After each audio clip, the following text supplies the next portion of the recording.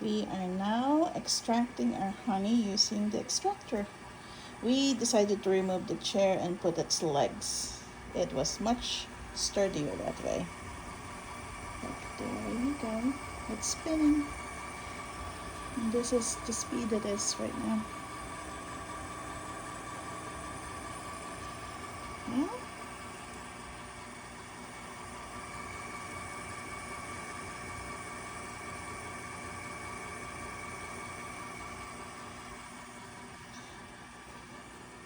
And then we are going to be used, and this we still have 4 more that needed to be decapped.